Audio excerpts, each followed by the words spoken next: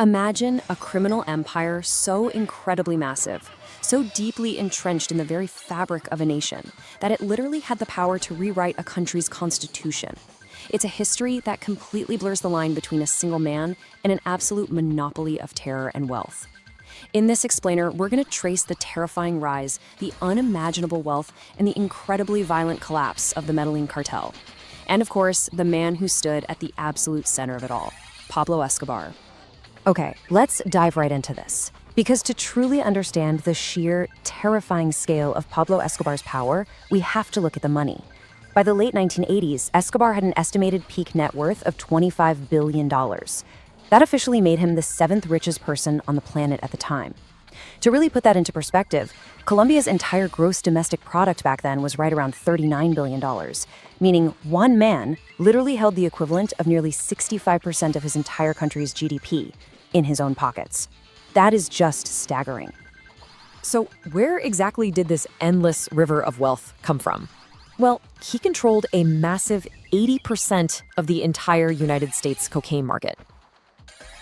Think about that. He wasn't just some participant in the international drug trade, no.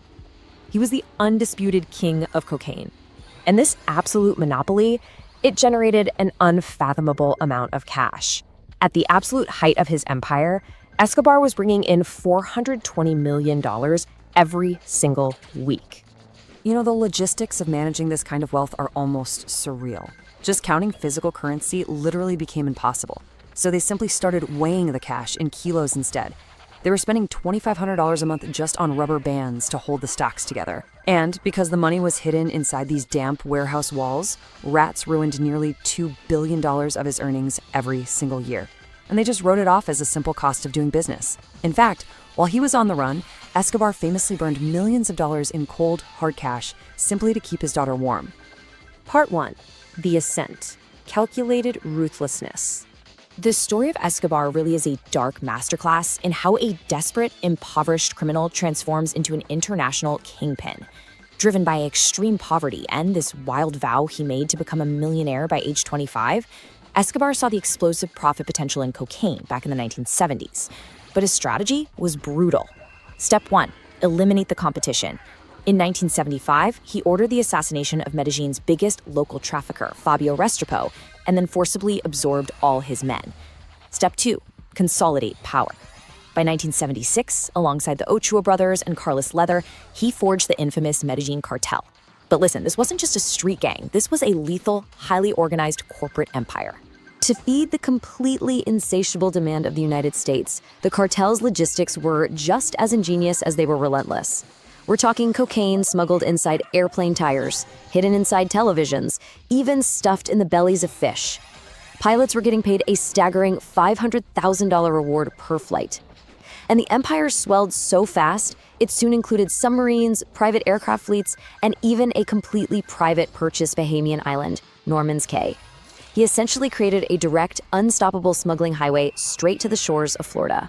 Of course, this endless stream of narco dollars funded an unbelievably lavish, untouchable lifestyle.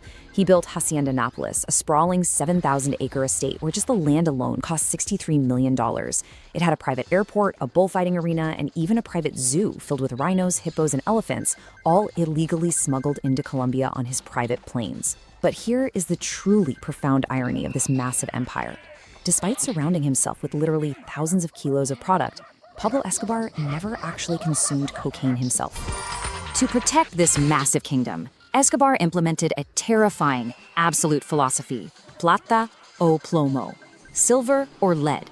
Basically, every police officer, judge, or politician faced a very simple choice: accept an exorbitant bribe and become unimaginably rich, or refuse, and not only will you be murdered, but your entire bloodline will be erased.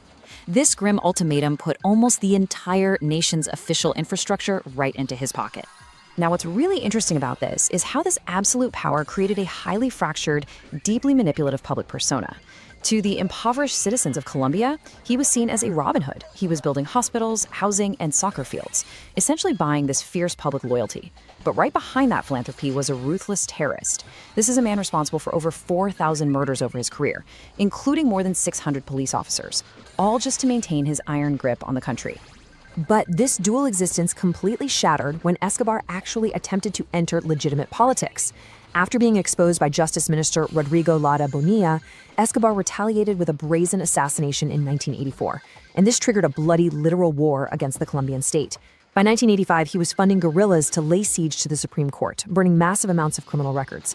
And by 1989, his cartel was literally blowing commercial airliners out of the sky, killing over 100 innocent people on Avianca Flight 203, all just to target one single political rival. Part 2. War against Colombia. You see, this wasn't about protecting a business anymore. It was an all-out war fueled by one absolute paralyzing fear: extradition. Escobar knew that with his billions, he could easily bribe or shoot his way out of any Colombian prison. But a U.S. federal penitentiary, that was a black hole he could never escape. He was so incredibly desperate to stop the Colombian government from signing an extradition treaty with the United States that he made a surreal offer. He actually volunteered to pay off Colombia's entire national debt out of his own pocket, a staggering $10 billion, just in exchange for canceling the treaty. But when the government refused his money, he unleashed unprecedented terror. The atmosphere across Colombia became completely claustrophobic. Citizens were just paralyzed by fear. Escobar's cartel orchestrated hundreds of bomb blasts in major cities. They systematically assassinated judges, journalists, and leading presidential candidates. It was simple. If you spoke out against extradition, you were a target. His singular obsession, the driving force behind this horrible climax of violence, was encapsulated perfectly in his own chilling words. "A grave in Colombia is better than a jail cell in the United States." This wasn't just a quote. It was a dark prophecy he was willing to burn his entire country to the ground to fulfill. Eventually, the violence reached such a fever pitch that in 1991, the Colombian government actually relented, officially banning extradition. So Escobar surrendered, but under some wildly absurd, insulting conditions. He got to build his own prison, La Catedral, and it was basically a 5-star luxury resort with imported furniture, a bar, and a full soccer field, all guarded entirely by his own cartel hitmen. And the craziest part? From the comfort of this quote-unquote prison, Escobar seamlessly continued smuggling 15 tons of cocaine a day. Part 3. The Final Hunt. Collapse of an Empire. Escobar's ultimate hubris would soon become his undoing. After he escaped an attempt to move him to a real military prison in 1992, he triggered the most intense manhunt in global history. Let's move to the next phase and see how this builds, because the net closing in on him was just massive. You had the search block, this elite Colombian police force. You had the DEA, bringing in advanced American tracking technology. And then you had Los Papes, a ruthless vigilante death squad funded by the rival Cali cartel. With a massive 2.7 billion peso bounty on his head, Los Papes began brutally slaughtering Escobar's associates one by one. Now, the king of cocaine somehow managed to evade capture for a year and a half. But on December 1st, 1993, while hiding out in a safe house in Medellin, he made a fatal mistake. It was his 44th birthday. Overcome by the isolation, he stayed on the radio telephone for just a little too long, talking to his wife and children. And that's all it took. American technical intelligence units intercepted the signal and pinpointed his exact location. The very next day, December 2, 1993, the search block raided the building. A rapid, absolutely chaotic shootout erupted. Escobar and his bodyguard attempted to escape by sprinting across the terracotta rooftops of Medellin, but they were immediately met with a massive hail of gunfire. The billionaire drug lord, a man responsible for the deaths of thousands, was brought down in a matter of seconds. Although, to this day, a lingering theory persists that the final fatal bullet was actually fired by Escobar himself, choosing his own grave in Colombia over a cell in America. The aftermath perfectly captured his highly fractured legacy. While governments around the world celebrated the death of a monster, over 25,000 impoverished Colombians flooded the streets of Medellin, weeping for their Robin Hood. Pablo Escobar built a kingdom of immense wealth and unspeakable horror. But his story leaves us with an incredibly haunting question. When a criminal's empire so completely eclipses the state itself, does the fear ever truly